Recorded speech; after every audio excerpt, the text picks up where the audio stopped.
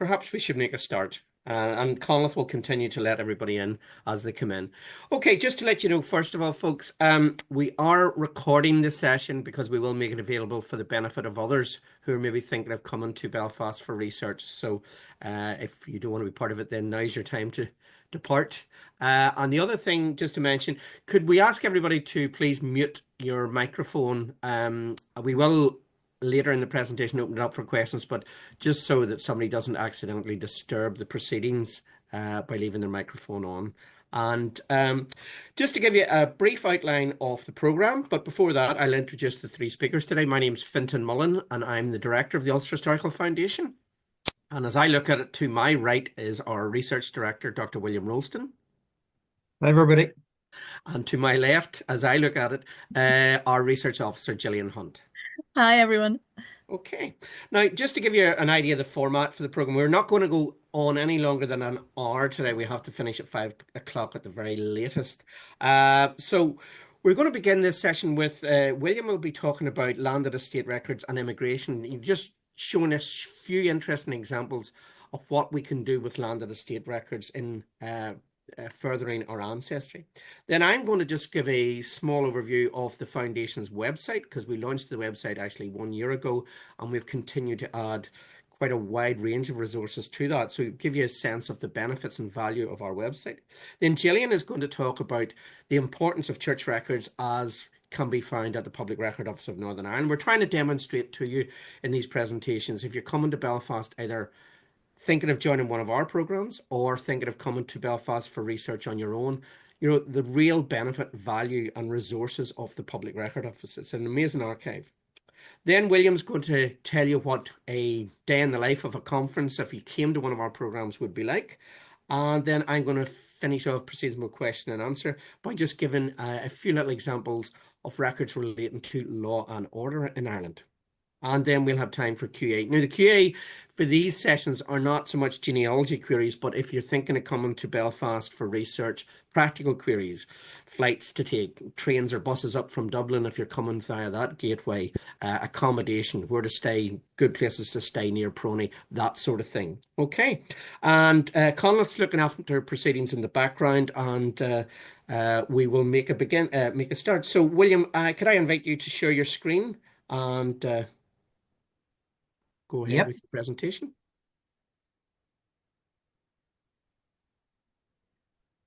Okay, so how's that, everybody?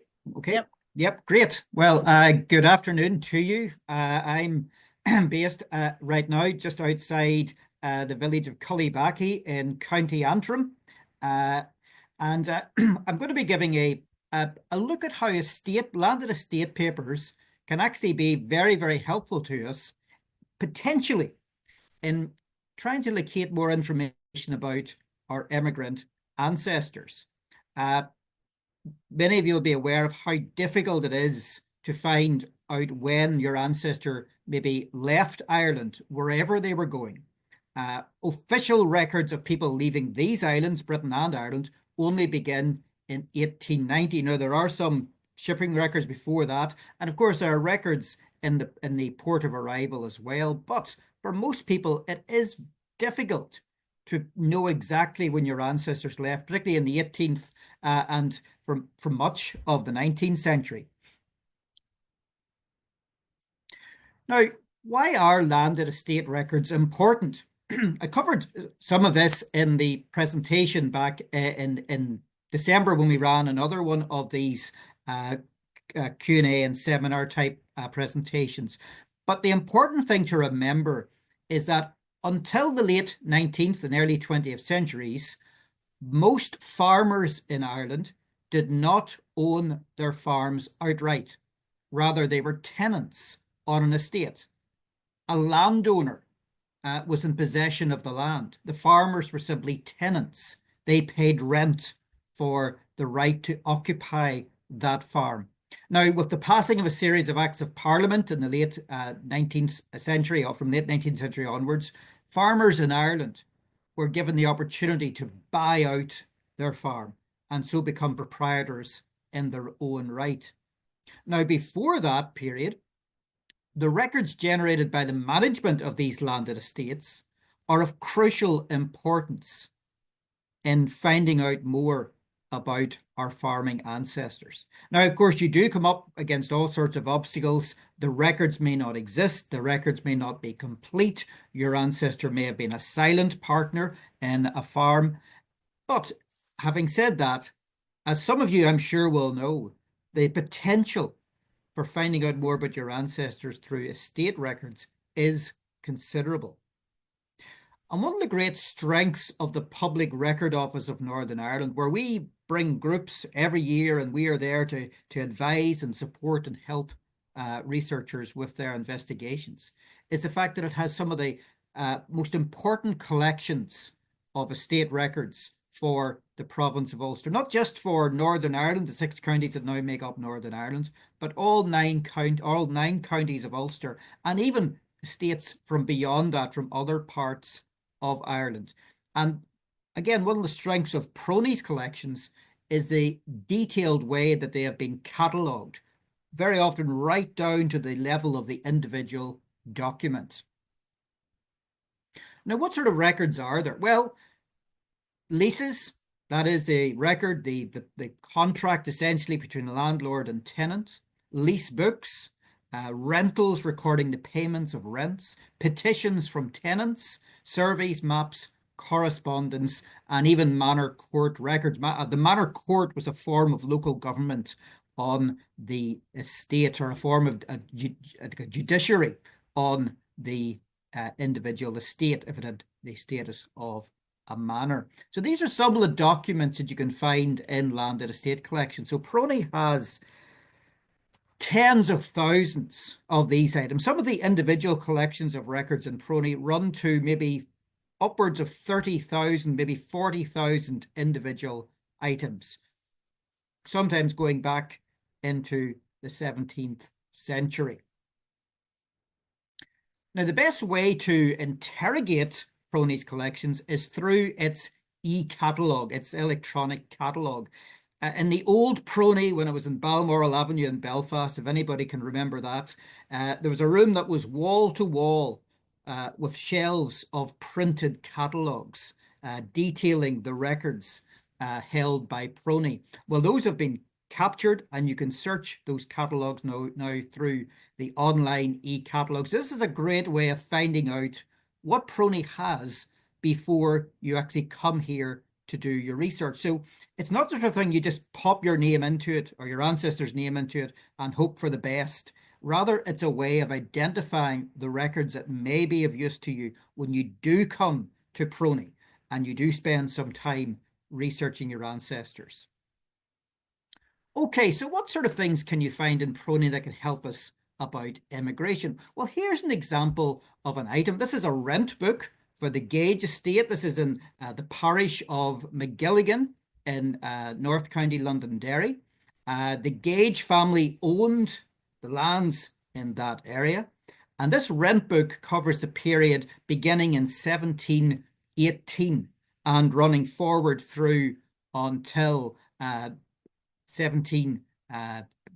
past 1750. It actually covers quite a large span of years. And within this, there is a record of the parish constables. So those who had a role in maintaining law and order in the parish of McGilligan, or the parish of Tamnatar. There was another name for it. And look at what I've underlined. Samuel Gregg was chosen next as the constable, and it says he went to New England. And John Clark Sr. served in his place for 1 year, 1726. So there's a Samuel Gregg, a tenant farmer in this estate. And through this record, which is, I should say, it's not the sort of thing you expect to find in a rent book. This rent books are generally, fairly simply about the payment of rents. And but this is something quite different. But there we have a record of somebody who went to New England in 1726, at a time when many families were actually heading out to, at that time, many were going to New England, to Massachusetts, to Maine, to New Hampshire, while others were heading towards Pennsylvania and the Chesapeake. just to pick up another record. This is for the Langford estate in County Antrim, South County Antrim. It's close to Lough Neagh. And there is a rental recording the payments. There's a notation. I've blown it up. Hugh Brown. Letters from said Brown to John Robb, I think that is, dated 20th of September 1775 at Philadelphia. So there's somebody who's named on that document. And it's basically it's providing evidence that this man is still alive, because clearly if he's written a letter to somebody back in County Antrim, dated 1775, well, he must still be around. And there we have a record of the fact that he is in Philadelphia. Doesn't tell us when he left, but we have a date by which he was there. Now, one of the largest estates in Ulster was the Abercorn estate in the northwest. It was a vast estate, about 70,000 acres, about 50,000 acres in County Tyrone, and nearly 20,000 acres in County Donegal. And it is one of the largest collections of records that's in the Public Record Office of Northern Ireland. And there's a very good set of rent account books from the period 1794 through to 1809. And you can see from the slide, there's a large, solid book. You know, these are, the previous one was, you might say, a looser sheet of parchment. This is a solid book recording the rent payments. And I've underlined a line at the very bottom. And it's a note from 1799. It's cash to pay your son, James Ramsey, by your order, to pay his passage from America. Now, isn't that interesting? It's not to America, it's to pay his passage from America. So this is maybe a young man who's gone out, and maybe things haven't quite worked out for him, and he wants to come home. And there's a notation there about money being loaned to the farmer to allow him to bring back his son from America. Now, here's a really interesting item. It's one of a series of lease books for the Downshire estate. A lease book is a volume that includes notations about the various leases on an estate. It can be a quicker way than going through maybe a whole set of different leases, because sometimes in tabular form, it'll set out clearly the tenant, when the lease was issued, and so on and so forth. So here's some notations. So there's one for this is County Down, near Hillsborough, or the Hillsborough area.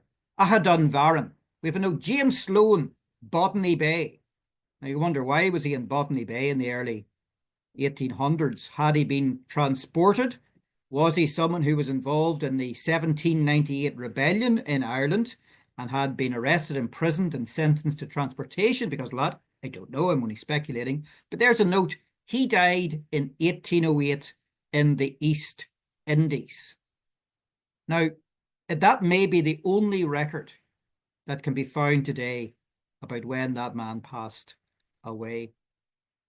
In Ballycroon, we have a J. Johnson of Crookroon. He's described, look at the cow doctor, okay? Was he a type of veterinary surgeon? Did he have that gift of treating diseased cows? He died, gives a precise date, 15th of March, 1809. Well, the next one down, Andrew Hume in America. Anne Hume, who was what, maybe his mother, his sister, maybe even his wife, says there is, that's what it says, letters from him frequently. So again, he must be still alive. And these lease books, I mean, if you go through it, there's just so much detail about tenants and the farmers, and maybe where they had gone to. And they're going to all sorts of places at this time. Now, sometimes you will find very good correspondence in estate collections. Now, again, going back to the Abercorn estate, it has the best set of correspondence of any estate in Britain or Ireland for the second half of the 18th century. It really is quite astonishing, the level of detail. And this is a letter from William Hamilton from the townland of Gordavay, uh, and it's writing to the Earl of Abercorn. And he writes, I was obliged to return to my native country from my bad state of health by the advice of the most eminent physicians in the West Indies. I've been 5 years at home, during which time I have only made a precarious livelihood by inoculating children from the smallpox. And he goes on to basically ask the Earl of Abercorn for support, if he would become his patron and see if he could get him a better position. William Hamilton was a medical practitioner. He was a naval surgeon. And here he is coming back to Ireland, having been out in the West Indies, and he's seeking support. And the interesting thing for me personally is that he's living on the same farm that my family live on to this day. So they're back 251 years ago now. This man, William Hamilton, was actually, he had a medical centre, on our farm. It's hard to believe that today. Just to pick up another interesting item, this is from the Proney catalogues. This is something I found by doing a search of the Proney catalogue. This is from the Hillsborough Estate collection, or the Downshire Estate collection. It's not for somebody from County Down. It's actually a Robert Hewitt who ran the post office in Ballymena in County Antrim, just a few miles from where I am now. And he's writing to Lord Hillsborough in London. And he says he can't support his family from what he earns from being a postmaster. And he wants support to help him to emigrate to Nova Scotia. And he mentions that his brother was living near St. John, New Brunswick. So again, look at that little bit of detail. Now, I don't know whether Hewitt did, in fact, emigrate to join his brother, or did he go somewhere else. Again, that's the sort of thing. If you went to Proney, you could order out the original of that document and see what else you could find. And here's an interesting one. This is from the Caledon Estate collection. This is a petition from, she must be an elderly woman by this time, actually. She's writing to Lord Caledon for support, and she goes into detail about her situation. And what's really useful with this document is it actually gives the name of her great-grandfather. She actually names her great-grandfather in this document. Okay, his name was Edward Marshall. And she also mentions the fact that her father had gone to America. And she mentions that in her own situation, that about 30 years earlier, there'd been a terrible storm, and she'd gone for shelter to a neighbour's house. And while she was away, some miscreant had come in and demolished her own house and taken over the property. And she's now seeking redress from the Earl of Caledon. It's not clear why she waited 30 years to do that, but still, just think of the story that's there. Sadly, it doesn't seem to have, she doesn't seem to have had any redress for that. But this is the sort of document that you can find in Proney. And just to finish with this one, this is for the Shirley Estate in County Monaghan, around Carrickmacross in County Monaghan. And look at that. This is a list of people who applied to the landlord to be sent to Australia in 1849. This is during the Great Famine. And these are people who are very likely in situations of real destitution, real difficulty. And they're applying to their landlord for support to be sent to Australia in 1849. And again, this is a document from Proney. This is the sort of thing that when you come to our conferences, you can discover more about your ancestors. I'm going to stop there and hand back to Fintan. William, thank you very much. Okay, I'm going to continue this now with just a short, very short overview of the Foundation's website and its value to you. And I want to just start by, because somebody put in the chat, I'm not planning to come to Ireland, so I'm not sure this presentation is going to be much help. But actually, it's not only for those who are planning to come to Ireland. It's trying to see which one I should be sharing. Right, if you bear with me, you should be looking at the Foundation's website. Is that correct? Yes. Okay, thank you very much. Well, just for the benefit of individuals like the person who put that quote in, I'll just start actually by showing you remote resources, if you will, that you can use if you're not planning to come to Ireland. Obviously, there's lots of material has been digitized by the Public Record Office of Northern Ireland, by the National Archives, by websites like Roots Ireland, Family Search, all sorts of things. But one of the things, if you're haven't been to Ireland before, and I want to just start with this discovery area of our website, is getting a sense of the history of Ireland, the topography of Ireland, the nature of Irish life, because it really is invaluable to help you explore the records either remotely or in person if you were coming to. So this website, this area of our website called Discover was created for this particular purpose. So we have special projects here, for example, gravestone inscriptions for 6 of the 9 counties of Ulster, history of the Irish Parliament, a collection of an academic related to 17th century research. He was a quite excellent academic on the 17th century period. But for example, you could look at in one of the sections is the Scots in Ulster. Learn about when, say you have Scots-Irish ancestors, when did the Scots come? Everybody maybe likes to think their ancestors were here in 1609 or 10, but maybe they didn't come here in 1685 or 1690. And far more people came at the end of the century from Scotland because of trouble, famine, etc. there than came early in the century. So maybe your ancestors weren't quite as early as that in Ireland as you think. So using a resource like the Discover Scots in Ulster um, gives you an idea. It also gives you information about Scottish landlords and the creation of these Scottish landed estates in Ireland at the time, and then outward migration. Or, for example, if you're interested in the Ulster plantation, you can explore that in greater detail, get an idea. Say you're not Scottish, but English, answer that the English landlords, the English settlers, where did they tend to concentrate? Where could they be found? So we have these excellent sections to allow you to explore periods in time to better, I suppose, situate yourself when you come to explore records either digitally or other.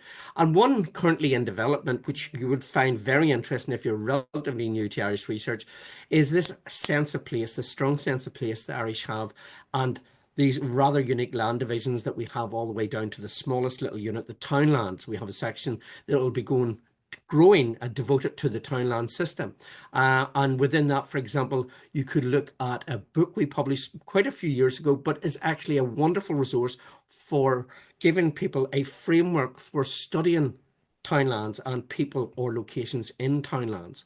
So this sense of place website would give you a great understanding of the nature of Ireland, the place names that we use, many of them, most of them from the Gaelic language, and so on. Or actually useful source material that will help you not only understand Ireland, but maybe find an ancestor. For example, the Ordnance Survey memoirs from the 1830s. Also, if you've no plans to come to Ireland, bear in mind that the Foundation does offer a full research service. So we offer archival research for the 9 counties of Ulster and a consultation service for all 32 counties of the island of Ireland. So you could avail of that, for example, through a virtual consultation with Gillian from the comfort of your own home. Also, for those of you who are joining us from the USA, we actually will be leaving in less than a month to start our US lecture tour. So that's another way to get access to the Foundation's expertise by perhaps, if you live near to one of our locations, coming along to hear us present in various locations right across the United States. We don't have Canada on this year, but the simple reason is we don't choose where to go. We go where we're invited, and nobody from Canada invited us to come this year. So if you want us to come to Canada, ask your local society to invite us. So there's quite a lot on the website where you can interact with the expertise of the Foundation without leaving your home. And of course, you can do it through our databases as well. So we have online birth, deaths, and marriages, but we've also the gravestones I mentioned, but we have a growing list of member only and some free databases. But if you become a member, you get access to a vast range of material, and it's growing. So some of the sources that William were talking about there in the context, for example, say of rentals or lease books, we are extracting information like that.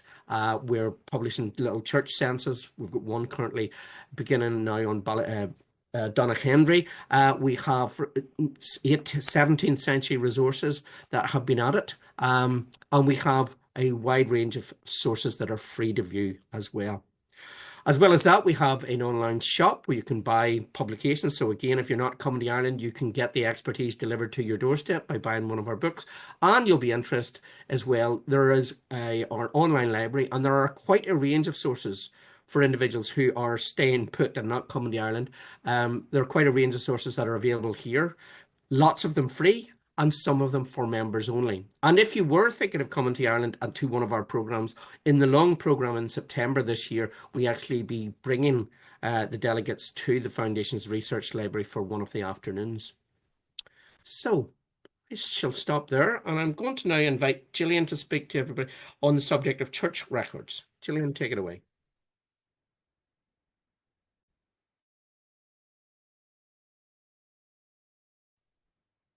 Okay, folks, can you see that okay? Right, thanks, Fintan. So yes, I'm just going to focus on church records for the next section. And the great thing about church records is that whether you're researching 20th century ancestors or whether you're researching 17th century ancestors, church records are a major, major source. So that's why we wanted to focus on those collection today. Now, for those of you who perhaps are just getting started with your Irish or Scots-Irish research, these are your key dates for civil registration of births, marriages and deaths in Ireland. So all births, marriages and deaths were registered by the government, by the state from 1864, and non-Catholic marriages had been registered by the state from 1845. So that means that back to that date, in the vast majority of cases, you should be able to find a birth, marriage, or death certificate. But before that date, in order to find a record of your ancestor being born and dying, possibly marrying, then it is church registers where those sort of records would be held.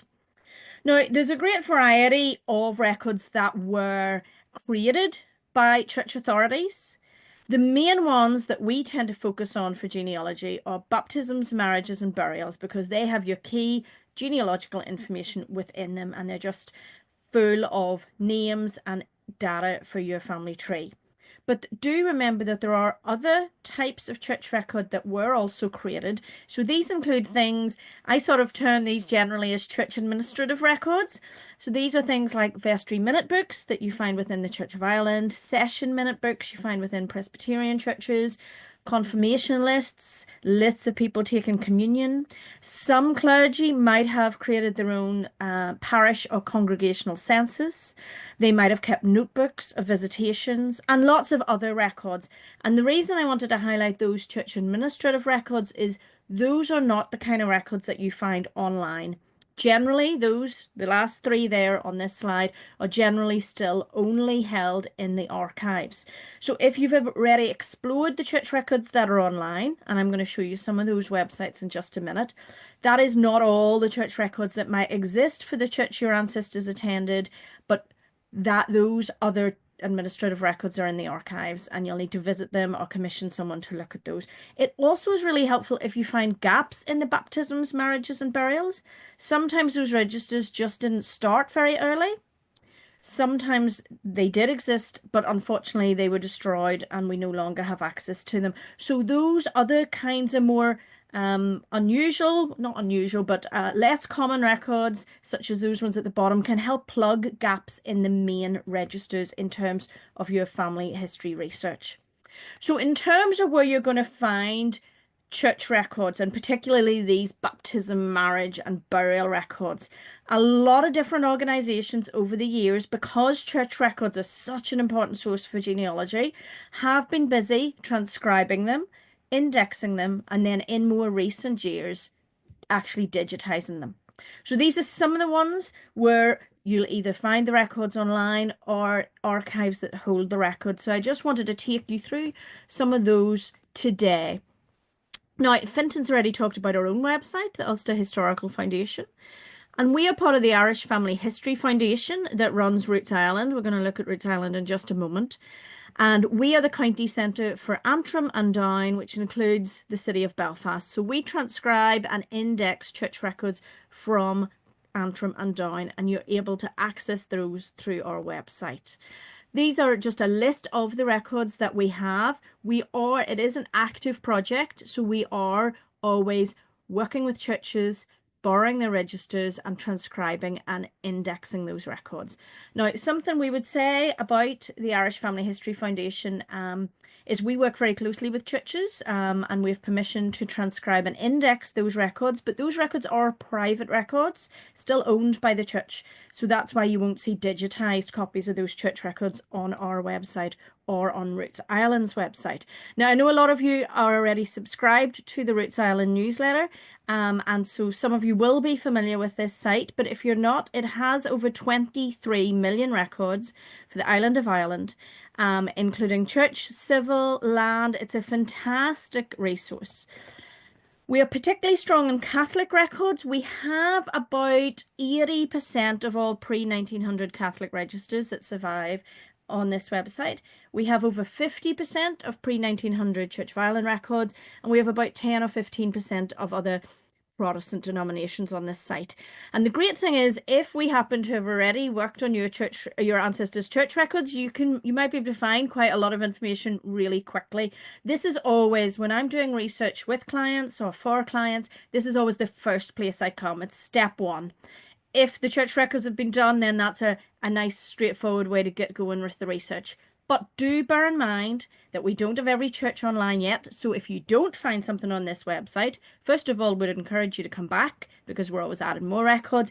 But it may be that your ancestors' church records are just still in the archives. So it covers the island of Ireland. The only areas it doesn't have records for are the city of Dublin, although it does have records for County Dublin, and part of Cork down there in the bottom. I always recommend that if you haven't used the site before, if you go onto the website and you just go to that top line, online sources, and then you can see by county the records that they already have added. So you can check that the areas you're interested in, the religious denomination you're interested in, and the time period you're interested in is online before you subscribe. This is a not-for-profit organization. So you subscribe for a day, a month, 6 months, a year. And it just facilitates us to be able to continue this work to get as many church records online as possible. Now, I did mention there are a few areas not covered by Roots Ireland, and they are covered by the government website irishgenealogy.ie.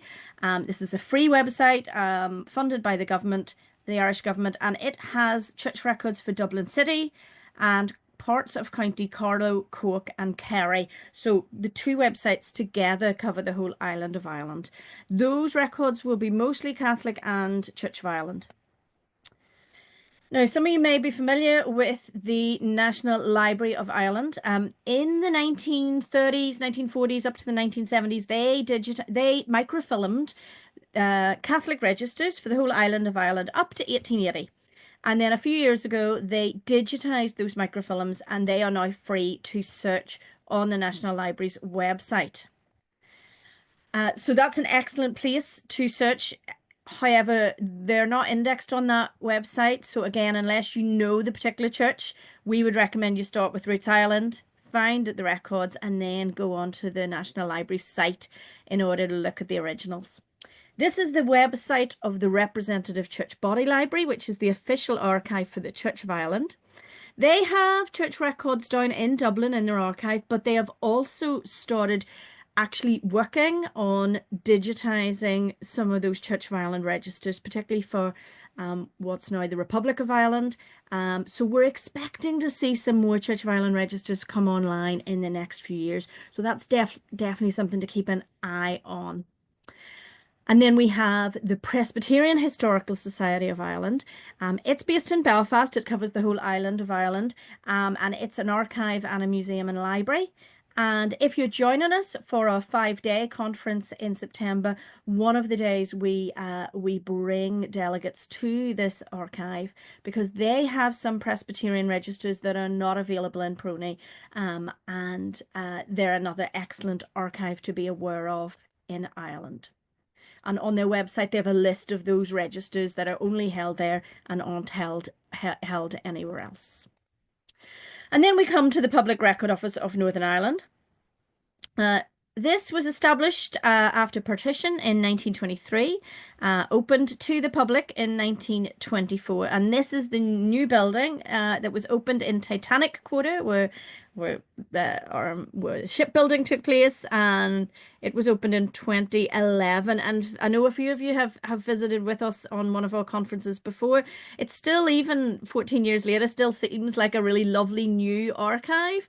And I have to say, it's a really pleasant place to do research. I've worked in a lot of archives, and honestly, Prony is definitely my favorite. The staff are really friendly. It's just a very pleasant place to spend time in. And the great thing about Prony is it houses so many church records. So this is the foyer. The ground floor has a cafe, toilets, lockers, a reception where you'll get registered. And then upstairs has the reading room on the left, at the top of the stairs to the left. And then that walkway to the right-hand side there takes you over to the search room. And the search room is where you search that catalogue that William talked about in his presentation. And it's also where the microfilm readers are. Most of the church records in Prony are held in microfilm, so you may well spend a lot of time looking through those microfilms while you're there. And then the reading room on the other side is where you actually get to look at original records, because some church records you will be able to see the original books, which is always really fun. I always love looking at the original documents. Now, Prony's website is free, and they have digitized a few records on their website. This is the homepage, up there just under those two women under Search Archives Online. Definitely, there's lots of information on this website, so if you haven't already explored it, we would highly recommend it. But in this case, I just want to draw your attention to one particular resource. Just in the Your Research section that I've circled there, if you click into that, brings up a list of some useful resources, and we're looking at Guide to Prony Records, and then clicking into that, we're going to look at Guide to Church Records, that top one there. And this then is a PDF. It's 374 pages, so I don't think I'd recommend you printing it out, but you can download it onto your computer to have ease of access to it, or you can just access it through the Prony website.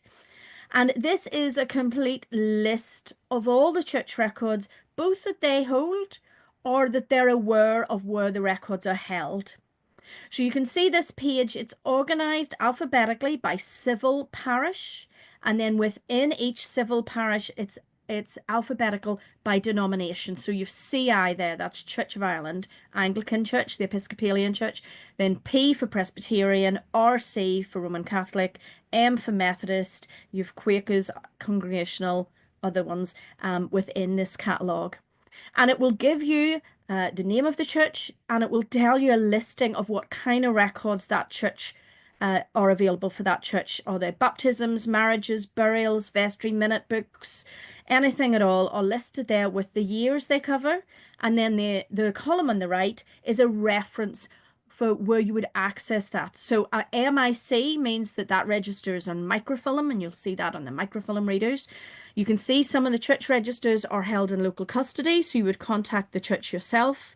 Some of them might start, if we look over on the right-hand side, CR, there for Drum Church of Ireland. That means church record, and you'll see that actually the original book, register, or document in Prony. Some of them might be held in a different archive. If you look down at the bottom left there, some of the records for Cumber Upper Presbyterian Church are held in the Presbyterian Historical Society. So although you won't see the church records on Prony's website, this guide allows you to take a further step towards figuring out where the records are going to be held. And if you're planning a research trip to Ireland, whether that's with ourselves as part of our conference or independently, then this work you can all do online before you come, so that you arrive into the archive with your reference numbers and you hit the ground running, and you're not wasting any time while you're in Ireland doing work that you could do online. Now, just one thing to mention, William mentioned this as well.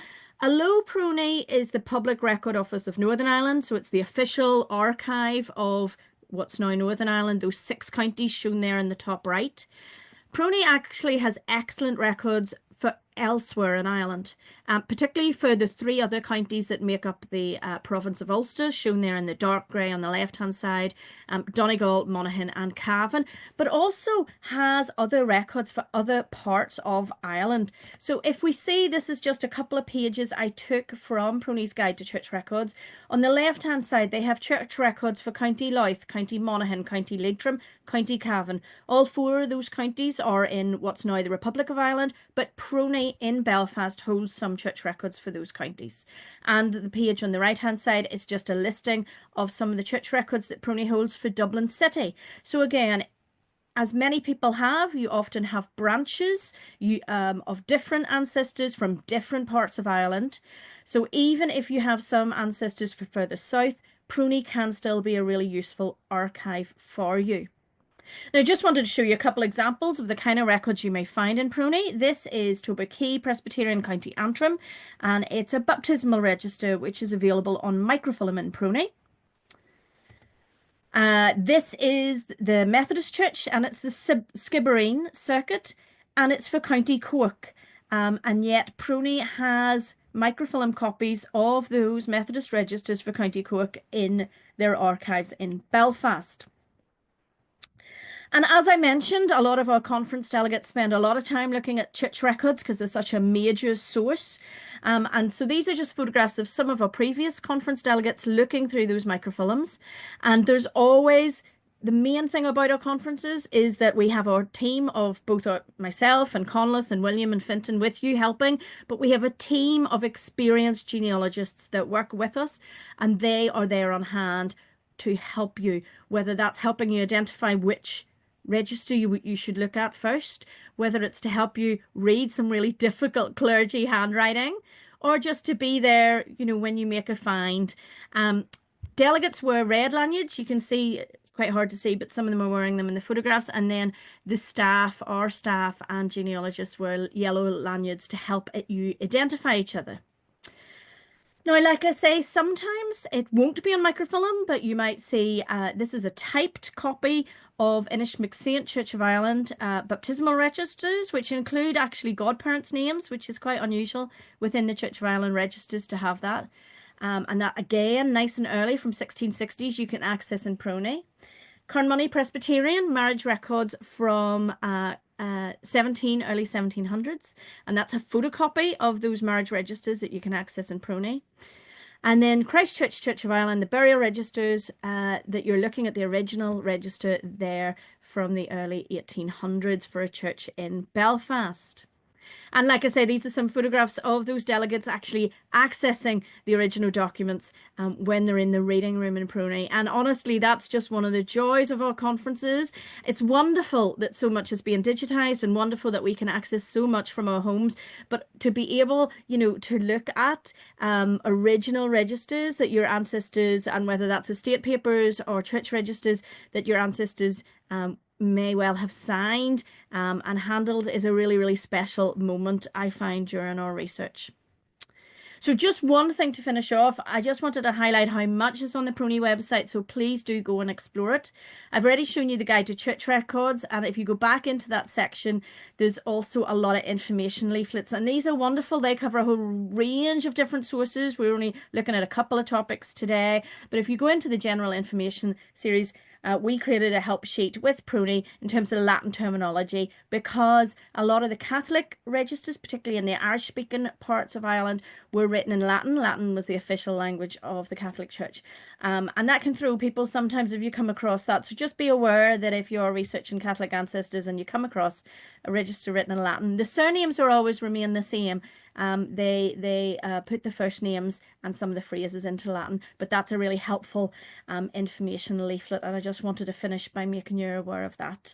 So that's church records. I'm going to pass back to Fintan, I think. Thank you very much.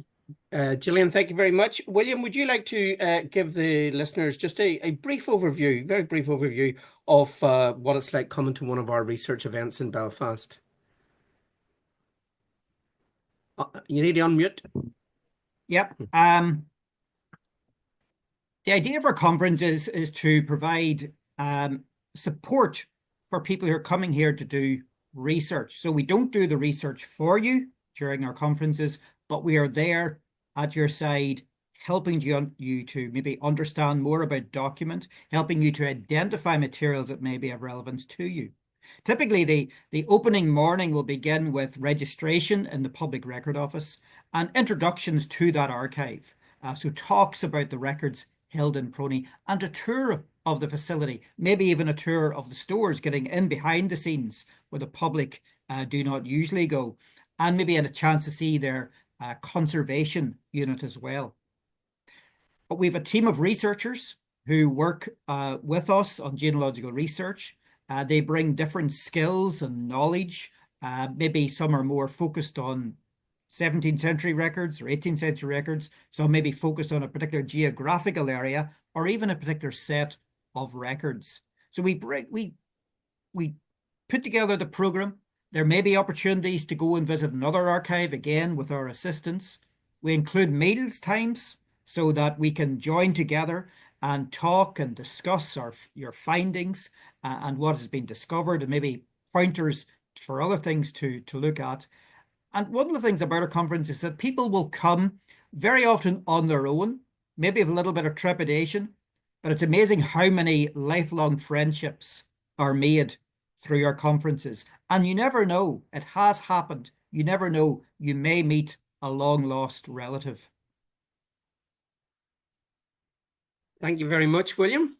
Okay, I'm going to just speak briefly now, just a little bit on Law and Order. I'm just really a little vignette or two. If I can share the screen. And then we'll just move into question and answer. Sure. And begin. Okay, you see that okay? Yes?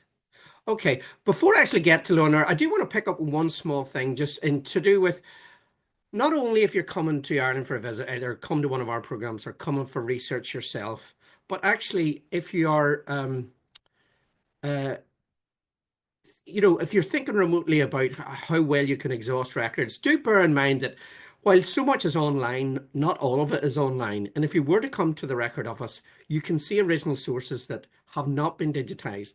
So many people, maybe not everybody, but many will be familiar with the Griffith valuation from the middle of the 19th century, which is best found on the website askaboutireland.ie. You see the URL at the bottom of the screen there.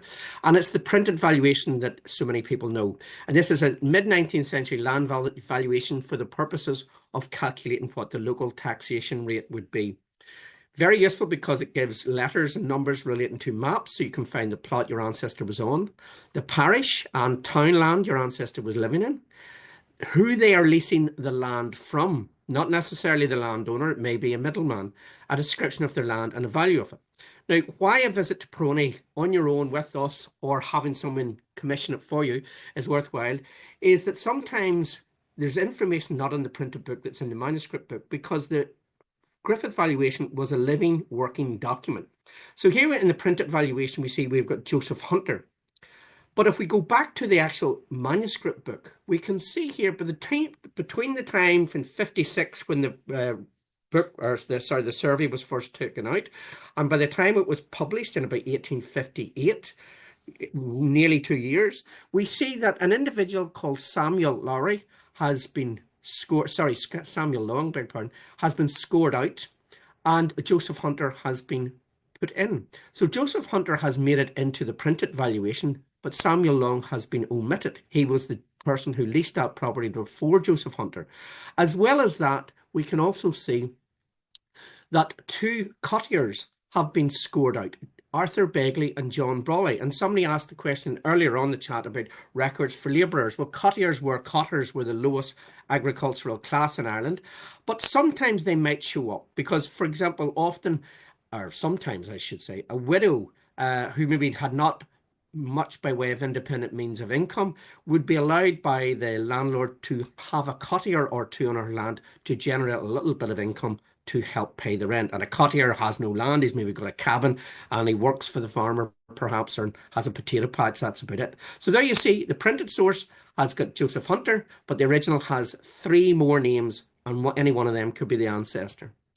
Now the other thing I want to talk about is The unusual places that you can get an opening and following that lead through. And I'm just touching on records relating to law and order. And now some people generally think, well, my ancestors were not criminals. I won't find them in law and order records. You would be or could be badly mistaken in that regard.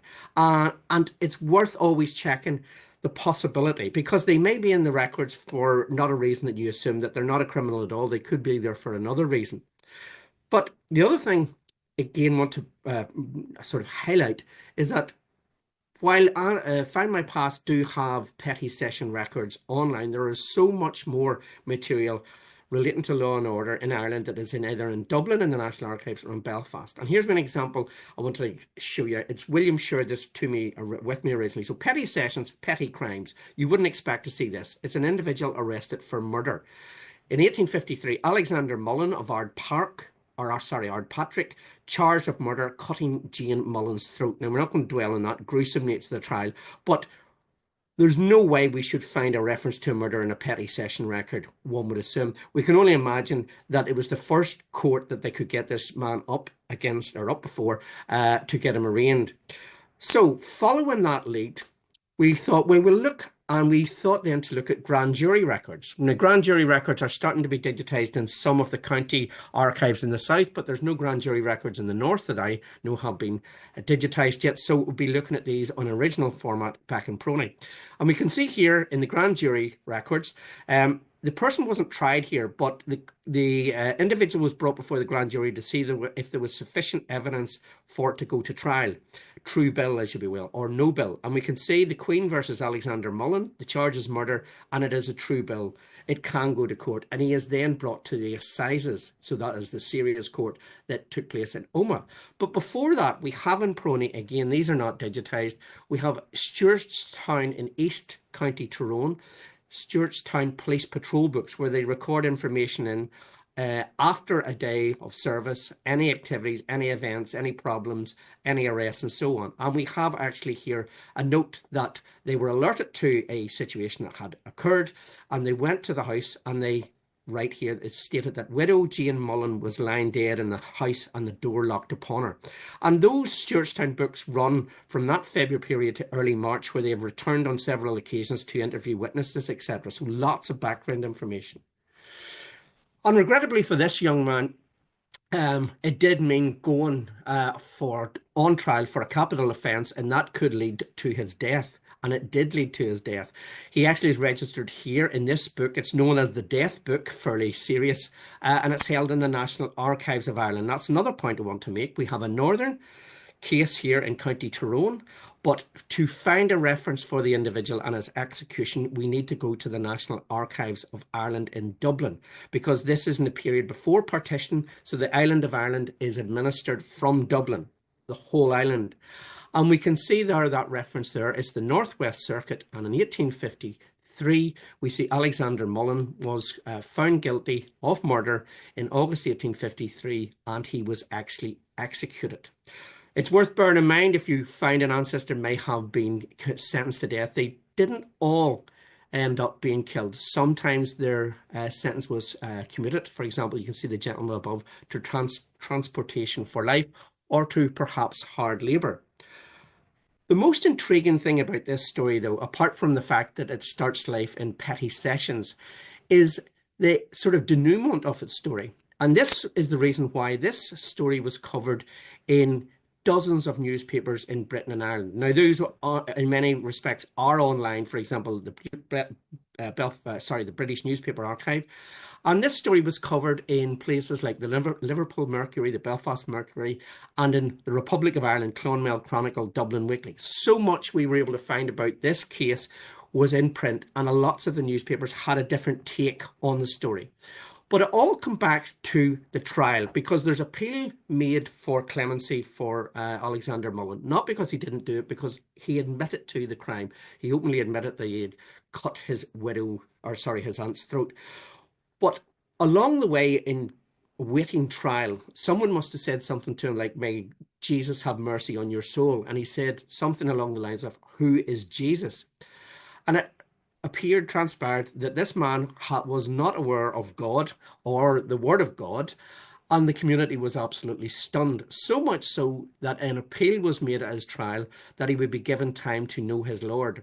The judge who tried him was Torrance, not known for his clemency, and Torrance actually agreed to this and extended out his execution date as long as was possible in order that Alexander Mullen would receive religious instruction and he might be better placed to meet his Maker. And because of that, the community stunned because of the gruesome nature of the murder and that fact.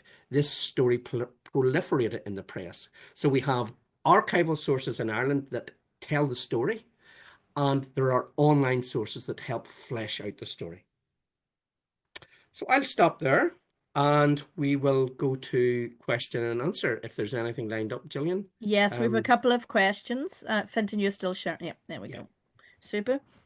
Okay, so the first question is, which is a really good question, wondering how much information you need to have already to make good use of attending one of our conferences, like at what point in your research is it most beneficial?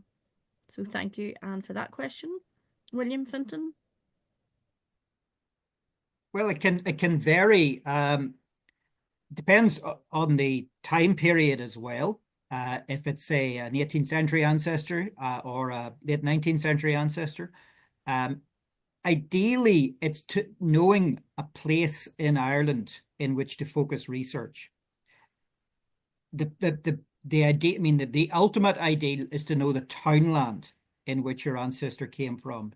But if you don't know that, even knowing the parish or the general area your ancestor came from, if you only know that they came from Ireland, it is very difficult, especially if they have a common name and, you know, if they're called Kelly or Murphy or Wilson or Thompson, and you only know Ireland, that's very difficult.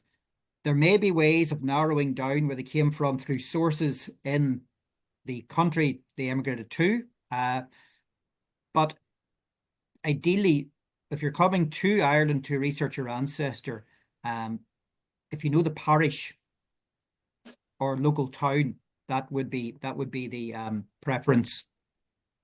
Could I add, Gillian? Sorry, just before you while you may not have exact location as William is suggesting, which is really important, our team can perhaps sometimes help you find or the people that we know and work with. For example, when we've been in America, some lady we met at a program showed me what was called a DMIT certificate of him, a man who had been in the Orange Order. And he had left the Orange Order and emigrated to America. Well, he had emigrated to America, and it was America, not Canada. And it said Lisnaskea and the number of the lodge. And from that, we were able to identify a location because we knew then where the lodge was. And that lady was able to identify the location where her family came from in County Fermanagh. So that's just one example. We were looking again at our program in October past. We bring people to the Orange Museum. And the archivist there, Jonathan, was able to identify immediately from just a photograph and the sash that the man was wearing what lodge it was in Belfast. So that placed him in East Belfast, which was crucial because the east of the city, the people tended to stay in that general area, where in the west part, in the west of the river, you may find them moving around much, much more. That's a very, very general observation, but it is a useful clue. Or our search team would maybe say, well, have you brought anything along with you, an old family letter? Because we would look for what we would call a minor place name or a subdenominational name that you may be sitting on, which is gold dust, but it doesn't show up in any official indexes to the official townlands of Ireland. It can be written in an old letter or a family Bible, and it can be pinpoint accurate, but sometimes the person coming isn't aware of what it is. They've looked and said, I can't find that. I don't know what that is. And our team. So there's lots of things. We can't solve all the problems. You know, Murphy from Ireland is a tricky one, as you know. But our team can help assessing the material that you have brought can possibly find. If not the townland, but at least give you some locations to start searching. Yeah. Yeah. Could I just come in on that one again? You know, some people may have a certificate or a marriage record, or maybe a testimonial signed by a particular clergyman, but they're not quite sure who this person was. Again, there are resources here that can help you narrow down who that minister was, and therefore that can take you to the congregation or parish in which that person ministered. Yep.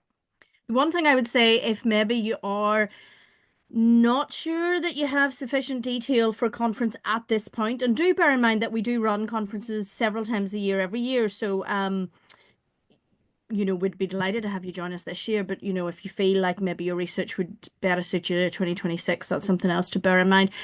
We offer something called a research survey. You'll see that in our website under research services. And that can cover, although, as Fintan mentioned, the archival research that we do is based on the 9 counties that make up the province of Ulster, simply because we're based in the north of Ulster, in the north of Ireland. We can do those research surveys, which are sort of feasibility studies for the whole island of Ireland. So if you're just not sure, that might be the best step with us, to do a research survey with us, and then we can see what we can find out, and then that can move you towards at a future date joining us in a conference. So that's something that can just be done through the website before you come. And those sort of research surveys are something that you can do, even if you're planning an independent visit, you might want to commission us to do it, because if you're planning a visit, the research survey, rather than a feasibility study, it's almost like we send you a work plan of what records we think you should look at in Prony. So again, that's a really good thing to do. And actually that ties in nicely, Anne, with your second question there. You've noticed on our conference website that we say that our conference delegates receive a personal research assessment. So that is a work plan. For those of you who have signed up to our conference or are planning to sign up to a conference, we ask you to send in some details of your ancestors, and then we look at what records are available, and we write to you with some suggestions online, what you can do before you come on a conference, and then some suggestions of what you can do when you're actually here in Ireland with us on our conference. So it allows you to hit the ground running on the first day, and you have a list of documents, of resources that we think would be a good place for you to start your research. The first time in a new archive can be quite overwhelming, figuring out the ordering system, the catalogue, and that's why the conferences are great, because we're alongside you every step of the way. And often what we find, and we have a few folks here with us today who have attended our conferences, and this is what we love to see, is they come on our conferences, they come in a couple, and then actually maybe one time they come over independently because they feel like they're familiar enough with Prony that they can do that independently. The one other thing I just wanted to raise before we look at the other questions, if your timings don't suit for your vacation, your trip to Ireland, in terms of when we're running our conferences, just be aware we also offer assisted research, and that's when you can hire one of our research team, either a half day or a full day, in the archives in Prony, and we can sit beside you one-on-one research. So that can really benefit you if, again, maybe you're quite short for time, maybe you're doing a family vacation and you've managed to carve out half a day or a day in the archives with you're traveling with family who are maybe not so keen in genealogy, then definitely avail of that for your trip. And one other thing, William mentioned this as well, and it's one of the things that I think is a real joy of our conferences, is that you're with like-minded people. Many of you will know my family, they're not so keen on genealogy. They're not keen when I drag them around graveyards, which I do a lot. And so it's such a joy to be with like-minded people. If you make a find and you're excited in the archives, everybody around you gets exactly why you're excited when you find a record. You're sitting having lunch, you're having coffee with us, our team, your fellow delegates, you're having dinner, you're talking about genealogy to your heart's content. And I have to say that's one of the real joys that I really love on our conferences, is that kind of being able to share, and people who really understand why you're so excited about finding this name in a record. Okay, so Kathy has a question. Is it worth going to our research library that's in our offices in Newtownards without a workshop going on? So that's a really good question. Fintan, William, do you want to maybe pick up on that? Yes, we have a research library at our premises in Kiltonga, just on the outskirts of Newtownards, where only about less than 10 miles from Belfast. You're very welcome to come along to that. We'd suggest maybe if you just make an appointment, because the room may be used for another purpose, maybe a seminar or for a tutorial or a meeting. But yes, we have a research facility, and you are very welcome to come and use that. I Yes. would just add as well, one of the most useful or potentially useful parts of the library for researchers is our collection of privately published family histories. So these are the foundation has been receiving these as gifts from individuals from the 1960s, and as the name suggests, privately published. They are not widely available, only in the institutions that these people deposited or donated a copy to, and that could be a wonderful resource for some. But we have a very specialist, excellent genealogical library with lots of material. And of course, a visit to the library means you also gain access to the foundation staff's expertise. Super, thank you. And then Deborah has asked, are we allowed to get copies of documents that have not been digitized or online? She's coming to Ireland for research and she'd like to keep a copy of a record if I find one relating to my family. Well, Deborah, it very much depends on the archive.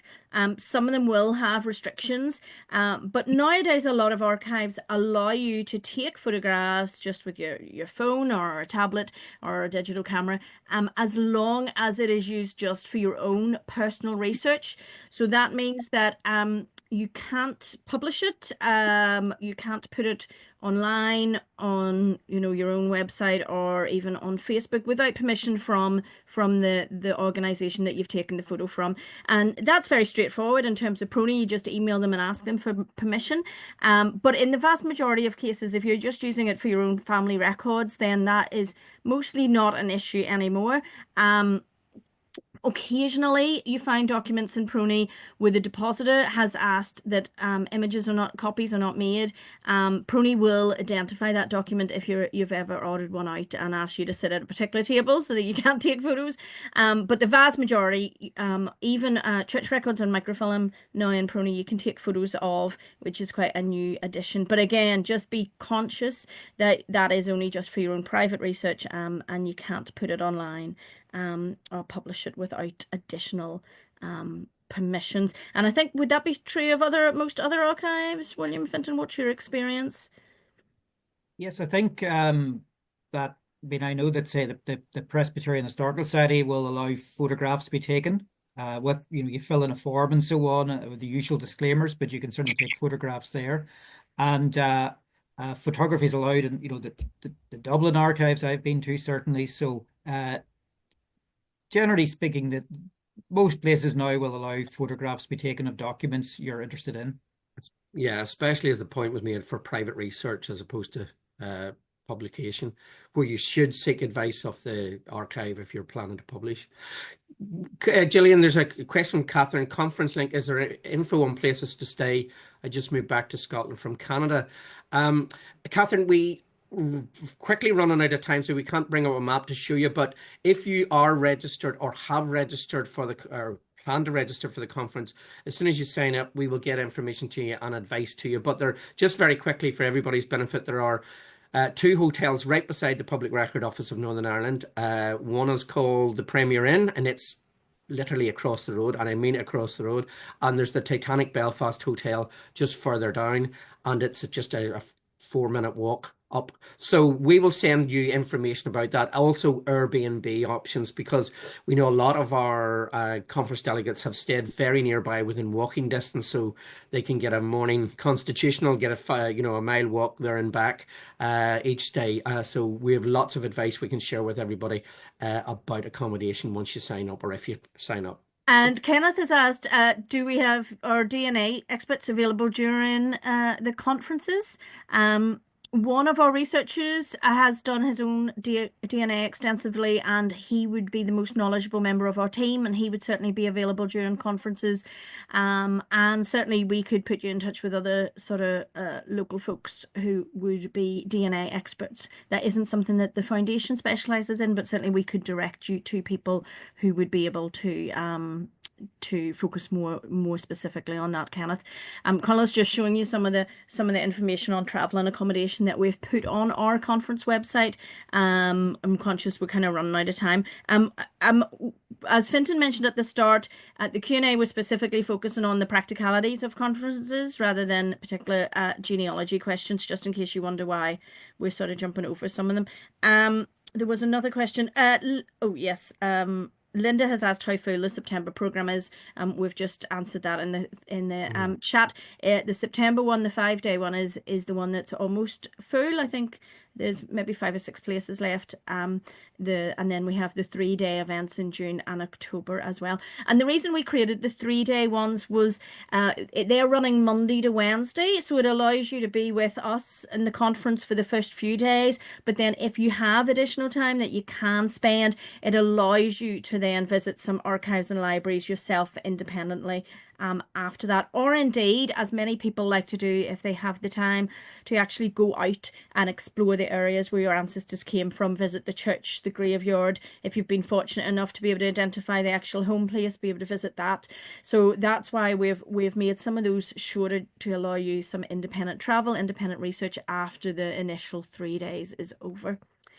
Margot asked the question, do you run a similar program in Dublin with access to the National Archives? We used to include Dublin pre-COVID, Margot. We used to have a day of research offering research in either the Registry of Deeds, the National Archives, or the National Library. But the difficulties introduced by COVID and lockdowns all of a sudden made it very, very difficult. And we haven't restored it. It's not that we won't restore that additional day in Dublin, but we haven't restored it following or coming out of COVID and all the lockdowns. Yes, so for example, the National Library, you have to pre-order documents 3 days in advance and things like that. So it just doesn't allow a 1-day visit to be as useful as it would have been pre-COVID days. Kieran's asked, or Karen, beg pardon, on travel and accommodation page, it mentions pickup point. Explain, please. Well, I'll go ahead. I was expecting Gillian or William to jump in there. The pickup is very straightforward. It's just out in it's a public record office because while most people are staying immediately around the record office for just convenience, not everybody does. So it applies more when we're having our programs that have day trips, sightseeing and visits, where everybody needs to be at one meet point for the bus to depart to, say, Derry City. That doesn't apply this year because all the all the programs this year are purely research. So the meet point is the public record office. So whether you're staying 50 yards away or 2 miles away, it's up to you to get yourself to the record office. But for example, if you're going with us to the Orange Order Museum or the Presbyterian Historical Society, etc., where you're being transported within the program to our research library, then we take care of that for you. You just have to get yourself to Pony. And the same when we're traveling to and from the restaurants for dinners. You know, that travel is all included for that. We take care of all that that transport. So, and if you've any, any doubts about hotels and transport, that's why we're there to help you figure that all out. And we're always available to answer any questions about that. Okay, I think we probably need to finish up now. Like I say, when it is the conference Q&A, but we did mention the lecture tour for the US. So just to finish, in terms of the Townland book, some of you, Conleth, are you able to bring up the Townland book? Some of you may know we published our Atlas to Ulster Townlands, Townland Atlas of Ulster.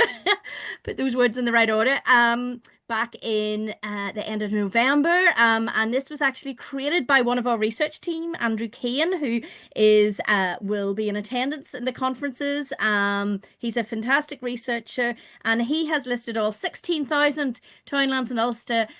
He has mapped them according to who owned them, which estate owned them, and then he has listed, for example, which civil parish they're in, which Catholic parish, which barony, which registration district, and then most importantly for research, who owned them in the 1600s, who owned them at the time of Griffith's valuation in the mid 1800s, again to facilitate you identifying which estate papers are going to be useful for your research. So this is a fantastic resource. We've sold out. Actually, the demand was so high, but we are going to publish it in paperback in Finton. No. We're publishing it in hardback, and it's coming out in March. So it'll be March. Still the same. Or sorry, beg pardon. It's coming out in April. In So April. it's being published as it was in hardback, and then it is coming out in April. So you can pre-order that now. And so if they're coming on the lecture tour, will there Yeah, be we will be copies? bringing some, but Okay. as I said, we'll be bringing limited supplies. Um, it is a phenomenal resource, and if you just look at some of the comments that people have said about it, a lot of these are researchers who've been researching for years. So we strongly recommend you consider obtaining that book. It's a hefty tome too, over It's 500 very pages. heavy. You wouldn't want to drop it on your foot. Super. Okay, I think yep. Well, very quickly, it's Oh, Shirley has asked, can you tell us about the new book that by William that I read about recently? Just William from the Horse's Mouth. Do you want to I mention? think has William gone, I I'm think. Oh, he's here. still No, here. I'm here. It's really a companion to the book I wrote on sources for the period 1600 to 1800. So it starts about, well, it starts in 1800 and goes up to just the eve of the First World War, so the long 19th century. And it's a similar idea that I identify uh, records of interest and I explain their significance. I use examples to demonstrate how they can be used in your research. So, with the in the course of the 19th century, you might say a vast increase in government, in bureaucracy, in the generation of records through the state, you might say, assuming new areas of responsibility, looking after the poor, the destitute, the registration of births, deaths, and marriages, the administration of wills, and how these records can help you find out more about your Ulster ancestors. And Conleth, can you just quickly show the RSIA in case people aren't familiar with William's first book in that series? William, do you just want to say just very quickly something about that one as well, just for folks who aren't? Well, it's really a guide to looking at your ancestors in the 17th and 18th centuries. So again, identify records that are available. I do identify something like over 350 collections of estate records. I identified all of the available church records for the period before 1800, and I look at various other lists of names and categories of record, gravestones, graveyards, and there's a chapter even about emigration as well within the book. Brilliant. Well, it's 20 past 5, and we said we would stop at 5, so I think we better call it quits now.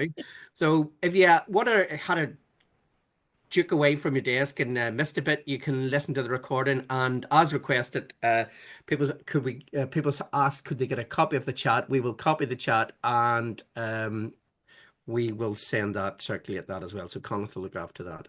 Okay. So thank you very much, everybody, for joining us today. And we hope you find that useful, whether you're coming to Ireland or not. And also, if you are coming to Ireland, whether you're coming to the Foundation's programs or not. There's many ways to use the services of our organisation. So thanks very much and enjoy your weekend, everybody. Thanks, Hi, everyone. everybody. Thanks for joining Bye-bye. us.